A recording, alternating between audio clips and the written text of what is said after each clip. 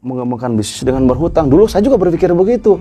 Ternyata kalau maksain itu berarti di luar kapasitas kita.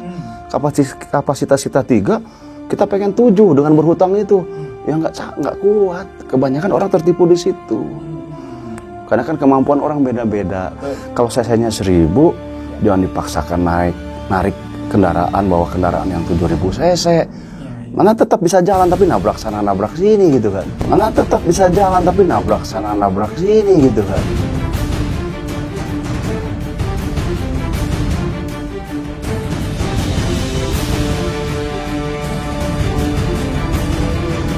Bismillahirrahmanirrahim. Assalamualaikum warahmatullahi wabarakatuh. Alhamdulillah kita kembali lagi kepada acara yang luar biasa. Banyak orang-orang tunggu, banyak orang yang mendapatkan insight dari acara ini. Kita kembali lagi dalam acara yang luar biasa, Podcast MTR, Utang Lunas Bisnis Mengganas. Alhamdulillah. Bagi teman-teman sekalian yang merasa acara ini sangat bermanfaat dan memberikan inspirasi bagi teman-teman sekalian, silahkan bisa subscribe, bisa share, dan bisa komen juga. Alhamdulillah, di hari yang luar biasa kita kedatangan tamu yang luar biasa. Kenapa saya sebut tamu yang luar biasa? Karena beliau bisa mengembangkan dari 1 swalayan menjadi 29 swalayan. Bayangkan, luar biasa kan? Dan luar biasanya beliau menyelesaikan utangnya sebesar 100 miliar. Ini banyak suatu yang harus kita gali dan kita belajar kepada beliau. Langsung saja. Assalamualaikum warahmatullahi wabarakatuh, Pak. Waalaikumsalam warahmatullahi wabarakatuh. Iya, beliau adalah Pak Yogi. Beliau dari Kuningan, Jawa Barat. Ya, Pak Yogi, bagaimana nih aktivitas hari-hari yang dijalankan sekarang nih? Apa nih aktivitasnya nih Pak Yogi nih? Kalau kerjaan saya 2, Mas. Ya, apa itu, Pak? Yang pertama bertamu, bersilaturahmi. Oke. Yang kedua nerima tamu, udah itu aja. Masya Allah. Ya kan, sangat low profile. Orang miliarder tapi profilnya sangat low profile, luar biasa. Kegiatannya 2 ya Pak ya? Iya. Satu adalah menerima tamu, kedua bertamu. Bertamu. Iya. Berarti kegiatannya adalah jalan-jalan terus. Iya, kalau pengusahanya jalan kan pengusahanya jalan-jalan. Gitu. Alhamdulillah, usahanya jalan, iya. Terus kemudian kitanya jalan-jalan gitu ya Pak? Iya, betul. Boleh nggak Pak diceritakan proses hijrah Bapak ketika kenal dengan MTR? Dulu itu keluarga kami memang gabung sama bank konvensional. Oke. Terus waktu itu saya diajak teman ikut pelatihan di Lembang, mungkin 10 tahun lalu. Menjadi pengusaha tanpa hutang, tanpa riba. Alhamdulillah. 1 hari itu ya, dari pagi sampai sore. Bahkan ayah juga ikut, karyawan-karyawan adik saya juga ikut. Jadi di situ ceritakan bahayanya hutang sama bahayanya riba. Kemudian kami hijrah. Nah ya, keberkahan kelihatan lah dari situ. Keberkahan. Kalau mungkin tadi banyak saya dengar teman-teman itu dengan waktu yang cepat. Kalau grup kami mungkin lama ya. Lama artinya perlu waktu sampai kurang lebih 10 tahun. Ya alhamdulillah. Jadi banyak pencerahan. Jadi ente kurung batoken. Kalau kurung batoken, kalau bahasa Sunda ya. Jadi kalau kita di tempat kita sendiri kan ngerasa paling pinter. Tapi setelah gabung dengan teman-teman di MTR ternyata paling bodoh. Baik.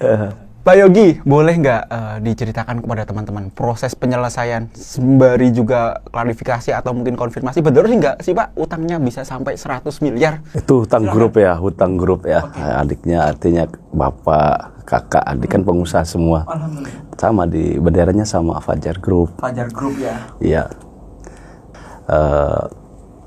Jadi dulu kita pernah dengar bahwa hutang itu ada hutang baik, hutang buruk. Hutang baik itu memang buat kegiatan produktif. Betul. Bukan konsumtif. Misalnya buat ganti motor, ganti mobil, ganti rumah. Nggak sedikit yang pakai hutang buat ganti istri.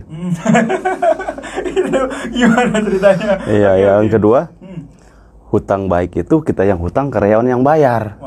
Kalau kita mengembangkan bisnis dengan hutang kita, dengan hutang, itu di luar kapasitas ternyata. Dipaksakan. Dan saya sih yakin kebanyakan itu runtuh. Karena riba dan hutang itu kan bukan akhlak yang baik. Kalau bikin siang susah tidur, malam juga gelisah. Siang gelisah, malam susah tidur. Gitu. Baik, seperti sabdanya Umar bin Abdul Aziz ya Pak ya. terhina di siang hari dan gelisah di malam hari. Itu tabiat buruk utang ketika orang mengembangkan usahanya dengan utang piutang, begitu ya Pak? Gimana Pak? Tabiat buruk orang yang berhutang itu kan apa? Hutang masih banyak, ya kan? Ya. Malah pengen nambah lagi, wah cilaka teh tamatunya. Nambah. Ya. Ada tabiat buruk para pengusaha ketika utangnya. Bukan para pengusaha kan dua, pengusaha putih, pengusaha hitam. Ya. Yang punya utang itu begitu. Oh, gitu. Karena dia stres pengen cari hiburan terus kan. Hingga akhirnya mengesampingkan yang sudah ada begitu, Iya, Pak. jadi jangan cari istri muda. Masya Allah. Yang ada aja kita buat muda gitu. Memudahkan Di klinik kecantikan.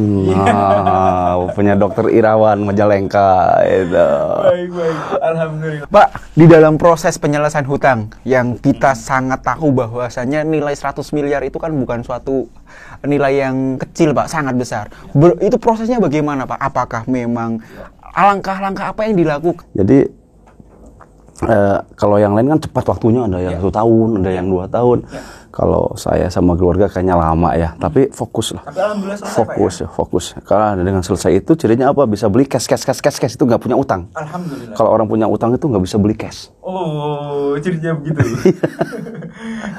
Iya, tentunya ada doa dari Nabi Muhammad SAW yang Allahumma qfini bihalalika an haramik wa aghnini bifadlika amman siwaka. Atau doa yang lain, Allahumma inni a'udzubika minal hammi wal hazan wa a'udzubika minal azzi wal kasal wa a'udzubika minal jubni wal bukhl wa a'udzubika min ghalabatid dain wa qahrir rijal. Kata Nabi, walaupun kamu punya hutang sebesar gunung, Allah akan lunasi. Di samping ya memang jangan ngutang lagi gitu. Berbekal doa itulah, Iya, alhamdulillah berangsur-angsur. ya omset bagus. Karena belum pernah saya jual aset. Karena mau ngejual juga nggak ada yang percaya, nggak punya duit. Masya Allah. Dan catatan lagi bahwasannya Pak Yogi ini tidak menjual aset dalam rangka menyelesaikan hutang 100 miliar. Insya Allah. Grup ya. Masya Allah. Bisa Pak ya begitu ya Pak? Bisa. Gimana Pak? Ya cuman kita meningkatkan kondisi di toko saja supaya omset kan kaya ada 3 ya kaya ya. Baik, kaya. Pertama kaya hutang. Oke. Memang rumahnya besar. Memang mobilnya mewah. Istrinya banyak. Ya. Tapi semuanya dari utang. Yang kedua kaya omset. Oke. Dia juga makmur lah dari yang lain. Tapi biaya operasional, overheadnya besar juga. Akhirnya dari margin keuntungan dikurangi biaya operasional tipis-tipis juga. Yang hebat ini kan kaya aset. Seperti sahabat Abdurrahman bin Auf radhiyallahu anhu. Ini nggak punya utang, malah duitnya banyak gitu. Ya, cita-cita kita ke sana. Walaupun memang ada pameo itu bahwa di kita mah pengusaha teh kudu punya utang gitu. Padahal ya nggak juga begitu. Baik. Jadi omsetnya ya dari 3 kaya itu, kayak utang, kayak omset, kayak aset. Ya kita cuma memperbaiki kondisi di dalam seperti kelengkapan barang yang bagus, harga yang bagus, display barang yang bagus, kemudian servis yang berkesan, kenyamanan dibuat. Nah nanti insya Allah keberkahan itu kan omsetnya naik, marginnya juga naik gitu, biayanya juga semakin diperketat. Jadi kalau saya alami saja ya, artinya kalau bicara unlogic itu ya pertolongan Allah itu dengan memperbesar margin itu terasanya gitu. Masya Allah. Artinya Bapak, tapi aset itu sudah ditawarkan begitu ya Pak ya? Iya, bukan ditawarkan, dijual. Tapi tidak ada yang membelinya. Gak ada yang membelinya. Dan alhamdulillah utangnya selesai tanpa harus jual aset begitu Pak. Iya. Masya Allah, dengan cara tadi dengan hal yang sederhana, yaitu ditingkatkan omsetnya. Iya. Dan margin yang kecil tadi. Perbaikan bisnis ya. Terus fokus udah deh kalau memang bisnis di retail gitu, udah jangan bisnis yang lain lagi. Karena kebanyakan orang kalau sudah punya uang itu kan pengen nyoba ini, pengen nyoba itu, pengen nyoba ini, itu akhirnya ya malah menggerogoti. Ya udah fokus aja kalau di retail. Kalau di properti aja, jangan yang lain. Kalau di klinik kecantikan aja. Kan tadi bagus juga. Ya. Kerjakan pekerjaanmu dengan baik. Kalau bisa jadi yang terbaik gitu kan. Masya Allah. Baik, jadi sesuai dengan apa yang diajarkan oleh guru-guru kita di MTR, Pak. Ya. Jadi di guru-guru MTR itu ketika punya utang biasanya mereka tidak berfokus, gitu. Ketika mereka punya utang, setiap harinya mereka berfokus pada utang. Hingga akhirnya gini, kalau kita punya 2 tangan begini Pak Yogi, kita punya 2 tangan. Ketika kita melihat tangan kiri, gitu, tangan kanan nggak kelihatan, gitu. Ketika kita melihat tangan kanan, tangan kiri nggak kelihatan. Nah, ilmu fokus adalah ketika kita melihat tangan yang kanan, otomatis yang membesar adalah tangan kanan gitu. Ketika kita melihat tangan kiri pula yang melihatan. Nah, saya ibaratkan tangan kanan dan kiri ini, tangan kiri adalah utang, Pak Yogi. Tangan kiri adalah utang, kemudian tangan kanan adalah opportunity atau kesempatan atau usaha. Nah, Pak Yogi berarti selama ini adalah fokusnya di tangan kanan hingga akhirnya hutangnya mengecil dan bisnisnya membesar. Begitu ya Pak Yogi ya, kurang lebih ya. Itu tadi hutang lunas, bisnis mengganas. Oh, itu. Alhamdulillah. Pak Yogi, ngomong-ngomong tentang bisnis nih. Berarti nama bisnisnya adalah Fajar Putra Group. Apa tadi Pak? Mohon maaf. Jarto Serba Group. Fajarto Serba Group. Itu dari orang tua saya. Oke. Dari toko ya. Dulu kan dari satu swalayan gitu ya Pak ya. Sekarang bisa menjadi 29 swalayan dan tanpa utang. Boleh diceritakan juga nggak Pak? Prosesnya gitu hingga mencapai bisa sampai 29 swalayan gitu. Ya, kalau orang tanya saya bingung juga. Maksudnya ya Pokoknya kalau di dalam itu kan kebaikan yang kejahatan yang teratur akan bisa mengalahkan kebaikan yang tidak terorganisir kan.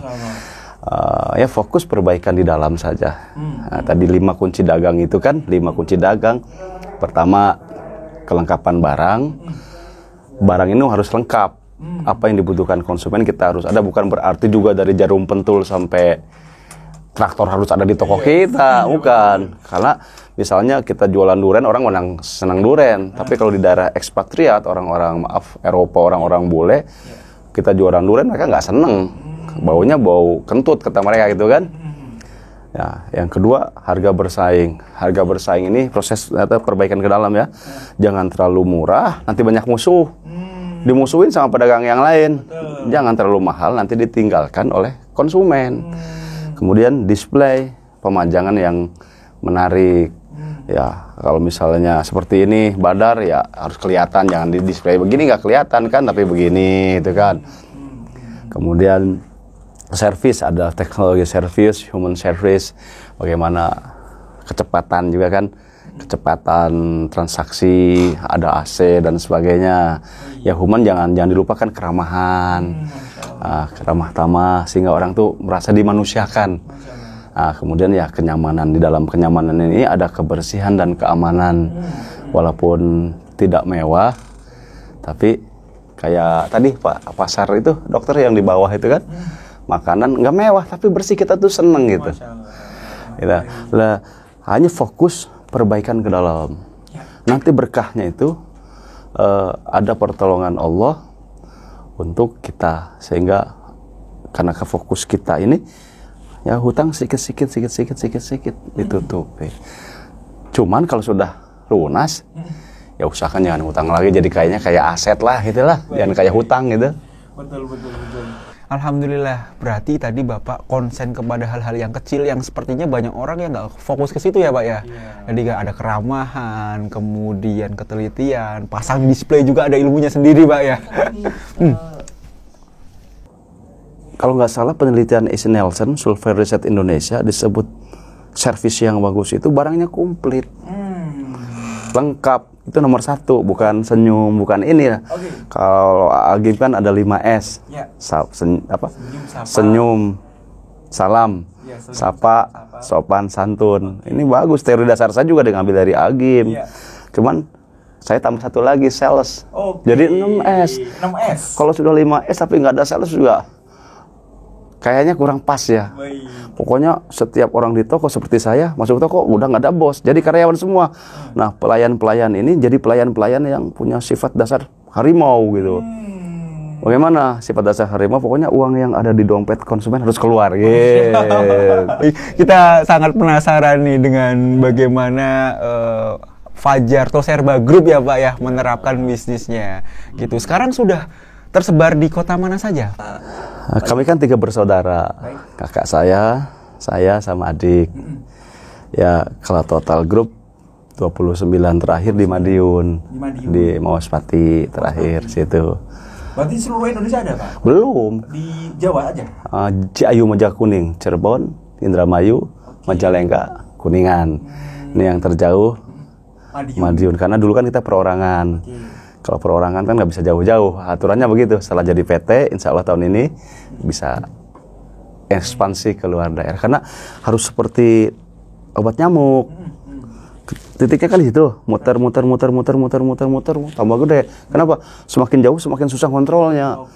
Beda maaf ya kalau dia dilihat Alfamart, Indomaret dan sebagainya itu mereka punya database yang luar biasa, software yang luar biasa hingga merubah harga rinso sekilo misalnya cukup dari pusat aja semua se-Indonesia berubah harganya. Kita belum begitu. Gitu. Menuju ke situ, Pak. Menuju, amin. Terus belajar dalam rangka proses pengembangan diri dan insya Allah. Iya. Pak, tadi kan Bapak punya Pameo yang menurut saya juga itu prinsip banyak orang gitu ya, dalam pengembangan usaha harus dengan utang gitu. Kalau tidak dengan utang mana mungkin kan gitu. Apalagi kita ngomong tentang bisnis Bapak yang memang harus butuh modal besar gitu. Ya. Nah, bagaimana Bapak menangani permasalahan tadi, berbisnis tidak dengan utang atau dengan bantuan lembaga ribawi, Pak? Bisa nggak sih, Pak? Silakan. Harus terus belajar. Maksudnya gini, ketika kita kumpul kayak tadi tuh, orang-orang banyak yang diam daripada banyak yang ngomong kan. Tapi sesungguhnya mereka memancarkan energi positif ke kita, sehingga mentransfer ya bahasa saya. Karena ada kebaikan di mereka yang saya nggak ada. Ada kebaikan di saya yang mereka nggak ada. Nah, dengan transfer energi seperti itu, ya jangan berhenti belajar kata Pak Helmi Yahya tadi. Kalau berhenti belajar, berhenti aja jadi manusia gitu. Jadi intinya belajar dan terus. Nah, ketika ada kan orang tanya gini ya, bisnis itu sukses, udah besar, uangnya ratusan miliar, uangnya triliunan, tapi nggak tahu air matanya kayak apa gitu, nggak tahu susah-susahnya kayak apa. Justru kita harus belajar dari kegagalan orang sebetulnya, bukan hanya kesuksesan, dari kegagalan. Dan itu juga harus disampaikan bahwa dari kegagalan orang yang sukses itu bukan berarti tidak pernah gagal. The real champions, pemenang sejati itu bukan berarti orang yang nggak pernah jatuh, tapi ketika jatuh bangkit, sehingga Allah tetapkan dia menjadi pemenang sejati. Karena apa? Sering jatuh gitu. Kayak dulu kita belajar sepeda kan sering jatuh, jadi bisa akhirnya kan. Waktu belajar jalan anak kita yang kecil-kecil itu jatuh lagi tuh. Tapi ketika jatuh bukannya putus asa, bangkit lagi, muter sepeda lagi, jalan lagi, akhirnya bisa berlari gitu. Mungkin bahasanya masalah memori, Pak ya, memori. Masukan saya buat teman-teman. Ya, kalau ketemu orang sukses tanya gagalnya di mana, supaya apa? Kita punya mental yang bagus. Karena jadi pengusaha ini memang harus punya mental yang luar biasa, kesabaran yang luar biasa. Ya, masalah dari dalam, masalah dari luar, ya harus ditangani, dihadapi dengan, ya kalau bahasa saya senyuman aja lah. Gitu. Pembelajaran dari Pak Yogi adalah ketika ketemu dengan pengusaha ditanya bukan suksesnya, tapi proses gagalnya. Karena berarti memang banyak orang bicara tentang resultnya ya Pak ya, tapi tidak bicara soal prosesnya gitu ya Pak. Orang yang sukses itu karena dia berani gagal. Kalau nggak berani gagal, nggak akan sukses. Itu kan orang ketahuinya sukses, uangnya miliaran, mobilnya bagus, mobilnya mewah mengkilat, rumahnya bertingkat-tingkat, uangnya berlipat-lipat, istrinya cantik memikat. Taunya sukses saja, nggak tahu air matanya kayak apa itu. Iya. Tapi pada intinya berbisnis tanpa menggunakan bantuan dari lembaga keuangan bisa, Pak? Saya pikir Abdurrahman bin Auf belum pernah pinjam ke bank. Cakep. Luar biasa. Karena memang bank belum ada kayaknya waktu itu. Satu mungkin belum ada, dan memang Rasulullah tidak mengajarkan begitu. Oh, karena ada Rasulullah. Ustaz ketika akan mensalatkan jenazah, ada dia punya utang nggak? Punya katanya. Sudah kalian salatkan. Kurang lebih aku mau pulang. Abu Qatadah radhiyallahu anhu berkata, ya Rasulullah, aku jamin hutangnya. Artinya hutangnya saya bayarin. Tolong salatkan. Artinya berhutang itu bukan akhlak yang baik. Apalagi sudah ngomong riba. Waduh. Berat Pak ya. Dan kebanyakan kita masih bergaul dengan riba. Riba itu awalnya banyak, akhirnya sedikit habis. Kan berzina bagaikan berzina dengan ibunya sendiri. Bagaikan berzina dengan 36 pelacur wanita tunasusila PSK. Baik, banyak pengusaha di sana yang tidak memahami tentang itu, Pak. Banyak orang yang tidak menyadari tentang bahayanya tadi. Gimana, Pak? Ada itu tadi, mengembangkan bisnis dengan berhutang. Dulu saya juga berpikir begitu. Ternyata kalau maksain itu berarti di luar kapasitas kita. Kapasitas kita 3, kita pengen 7 dengan berhutang itu. Ya nggak kuat. Kebanyakan orang tertipu di situ. Karena kan kemampuan orang beda-beda. Kalau CC-nya 1000, jangan dipaksakan narik kendaraan, bawa kendaraan yang 7000 cc. Mana tetap bisa jalan tapi nabrak sana nabrak sini gitu kan. Gitu. Pak, bicara tentang proses, pastikan prosesnya ini ada hubungan dengan keluarga, ada hubungan dengan tadi karena grup ada dengan kakak dan adik gitu kok, yang dan orang tua juga, yang prosesnya nggak segampang yang kita bayangkan gitu. Ada nggak Pak cerita-cerita yang mungkin dengan istri berantem, dengan anak, dengan kakak, dengan adik berselisih paham, gimana? Bagian dari air mata yang nyerang karena kan pikiran kita dengan Orang tua beda. Pikiran kita dengan kakak, dengan adik beda. Bahkan dengan istri sendiri beda kan. Nah, untuk menyamakan ini memang perlu kesabaran. Kalau kita nggak terlatih ngambil dakar, kan inti kepemimpinan apa? Decision making. Pengambilan keputusan. Nah, kita diajarkan mengambil keputusan yang resikonya paling kecil. Pasti banyak konflik dan harus diselesaikan konflik itu dengan cara yang baik. Ambil resiko keputusan yang resikonya paling sedikit. Iya. Dan maaf, ada dua teoris, dua sayap bidadari. Ya. Dua sayap bidadari. Dua sayap bidadari ini pasti di belakang orang hebat itu ada istri yang hebat. Masya Allah. Nggak bisa seorang suami hebat, maaf, tokoh keagamaan hebat. Kalau istrinya nggak hebat, pengusaha hebat. Kalau istrinya nggak hebat, apa dua sayap bidadari? Kalau burung sayapnya cuma satu, pasti mutar, nggak bisa berangkat, nggak bisa terbang kan? Betul. Tapi kalau sayapnya dua, mengawang-awang. Pertama istri, kedua ibu. Masya Allah. Kenapa? Kalau kau perlakukan ibumu sebagai seorang ratu, nanti Allah akan perlakukan kamu sebagai seorang raja. Masya Allah. Kekuasaanmu, rezekimu, rezeki raja. Kedua, kita tahunya apa? Surganya istri atas keridhaan suami kan? Betul, Nabi katakan seperti itu. Tapi setiap air mata yang dikeluarkan oleh istri karena usapan kita, karena perilaku kita sebagai suami nggak baik, dia bisa membawa kita ke neraka. Jadi istri dan ibu ini harus satu visi dan misi dengan kita. Kalau kita punya program, kita punya perencanaan, kita jelaskan kepada mereka. Mungkin tidak sekali bicara langsung mengerti mau kehendak kita seperti apa. Tapi lagi dan lagi, ini kebaikan, ini kebaikan. Ya, kebanyakan orang kan pengen ngomong, istri harus ikut. Ngomong, ibu harus ikut. Anak, seperti anak juga nggak bisa. Dulu kita bisa mungkin. Lu anak, gua orang tua, lu harus taat sama gua. Anak sekarang nggak bisa. Digituin ngelawan. Tapi approachment-nya, jadi 124.000 sahabat kurang lebih merasa bahwa dia adalah yang paling dekat dengan baginda Rasulullah SAW. Kenapa? Karena Rasulullah SAW berhasil memperlakukan mereka secara individual. Approachment-nya luar biasa. General sama. Tidak di gitu, general Pak, ya. sama. Karena Iya. masing-masing punya background yang berbeda. Betul. Pak, di dalam proses penyelesaian, tadi katanya ada air mata. Air mata dua sayap bidadari yang menurut saya itu konsep yang sangat menarik kan gitu kan. Ada kisah-kisah di dalam proses tersebut nggak Pak, di dalam penyelesaian utang? saya kan nggak mau kuliah. Nah, Karena pertama ngerasa tidak pintar, yang kedua malas. Jadi dari SMA tuh nggak mau kemana. Jadi kata ibu saya, orang tuh banyak, udah kamu sekolah yang pinter, supaya nanti mendapat kerjaan yang bagus, gaji yang bagus, hingga tadi punya uang berlipat-lipat, istri cantik memikat, rumah bertingkat-tingkat, mobil mewah mengkilat, gitu kan. Hanya saya ambil kesepakatan dengan, oke, saya sekolah, tapi jangan harap saya berprestasi karena otak saya biasa-biasa aja, gitu kan. Ya udah, nggak apa-apa kamu sekolah biasa-biasa, tapi nanti orang pintar kerja sama kamu, kan beda. Wih. orang pintar. Kita nggak ngerti pajak, kita bisa kerjakan orang ahli pajak. Masya Allah. Kita nggak tahu berapa jarak dari bulan ke bumi, bisa ngerjakan ahli fisika gitu kan gitu. Nggak bisa ke komputer satu gaptek, handphone aja gaptek begitu. Tapi bisa kerjakan ahli komputer, maksudnya begitu begin. Jadi intinya, jadi pengusaha ini bukan berarti harus di situ terus. Robert T. Kiyosaki dalam bukunya Rich Dad Poor Dad, Cash Flow Quadrant and Business School, itu perusahaan yang bagus itu 1 tahun ditinggalkan, Dia masih jalan. berkembang. Jalan tapi berkembang. Logikanya kalau 1 tahun itu yang punyanya nongkrong di situ terus maju, ya wajar. Ya betul. Betul, wajar. Masya Allah. Tapi kalau yang punyanya seneng jalan-jalan terus maju, luar biasa itu. Warga MTR begitu, Pak. Insya Allah. Kebiasaannya cuma kumpul-kumpul makan gitu.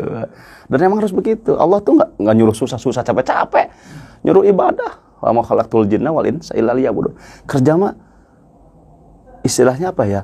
Jangan terlalu ngoyo lah dengan dunia. Jadi urusan dunianya sebetulnya dikelola dengan iman saja. Nggak apa ya, rezeki nggak akan ketuker gitu. Pak, tadi lagi-lagi proses pemuliaan ibu yang seperti apa Pak hingga akhirnya membuahkan sebuah result lunas utang, atau proses pemuliaan istri seperti apa? Saya perhatikan orang yang sukses ini biasanya hubungan dengan Tuhan, dengan Allah Subhanahu wa taala erat. Ya. Yang kedua, dia hubungan dengan ibunya bagus sekali.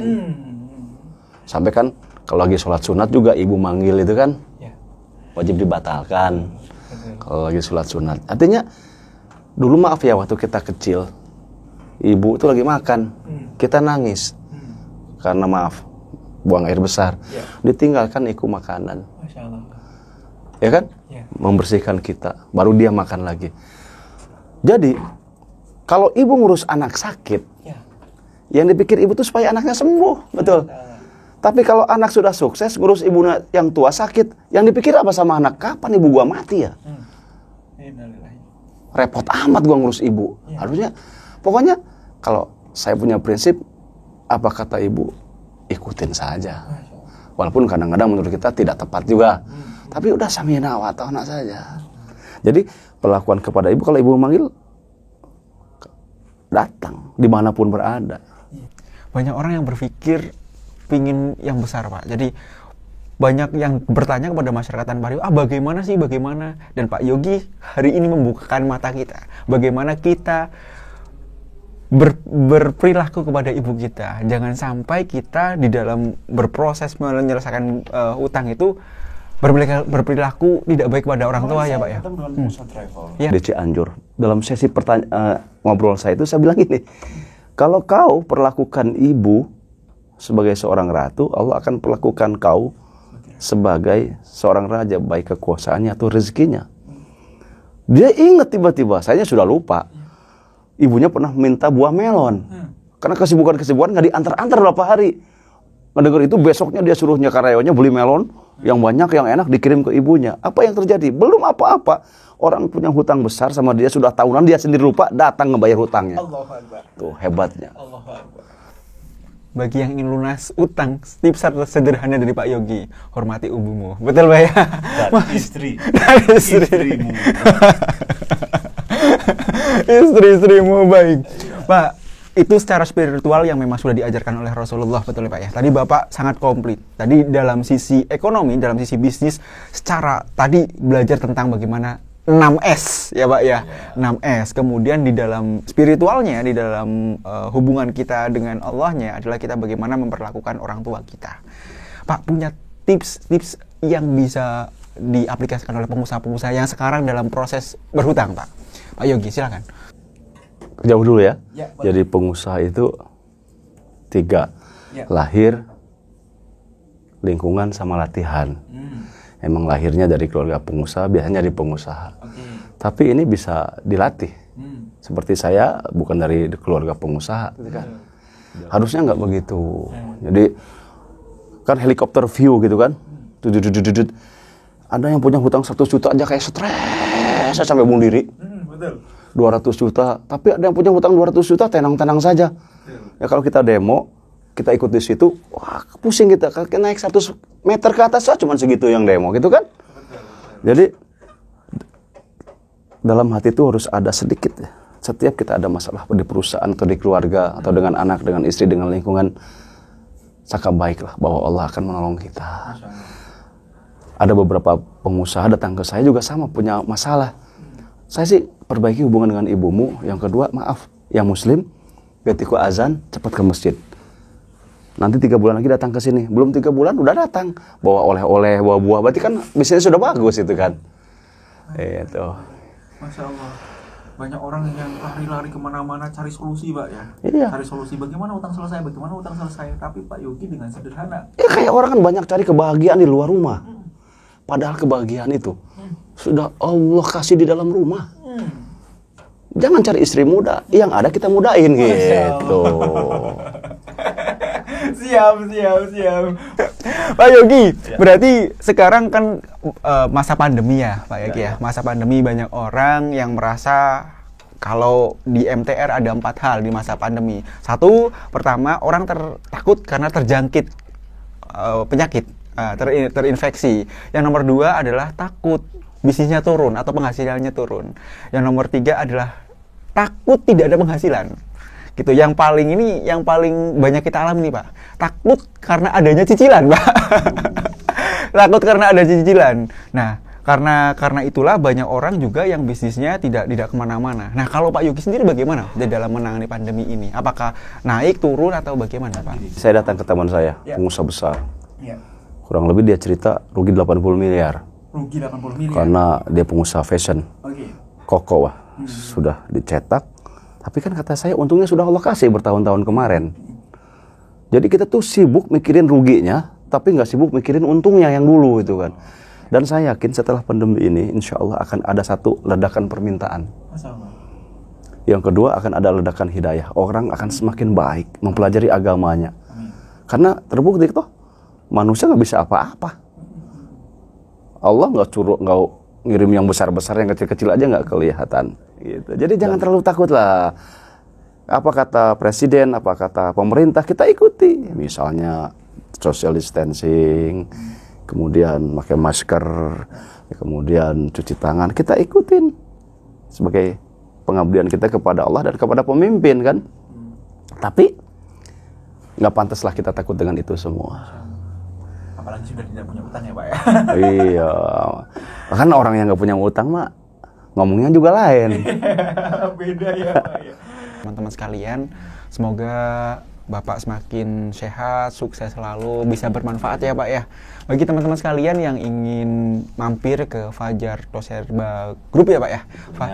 Fajar Toserba Group nanti boleh, nanti ada alamat-alamatnya nanti ada di video di bawah ini ya. Nanti boleh silahkan bisa tadi menyaksikan bagaimana keramahan, bagaimana displaynya dan kekomplitannya begitu ya Pak Yogi ya. Dan insya Allah syukur-syukur nanti bisa ketemu dengan Pak Yogi dan bisa belajar langsung dengan Pak Yogi. Terima kasih. Ada pesan-pesan atau saran-saran Pak terakhir, monggo silakan. Kerjakan sesuatu dengan baik. Kalau bisa jadi yang terbaik. Terima kasih atas sharing sessionnya Pak. Semoga Allah ridho dengan apa yang kita kerjakan hari ini. Dan kita juga meminta maaf apabila banyak kesalahan-kesalahan kata. Jangan lupa juga teman-teman sekalian saksikan terus podcast MTR Pak. Bisnis utang lunas, bisnis mengganas Pak. Iya. Bismillah, semoga ini bisa bermanfaat. Terima kasih atas waktunya. Mohon maaf yang sebesar-besarnya. Assalamualaikum warahmatullahi wabarakatuh.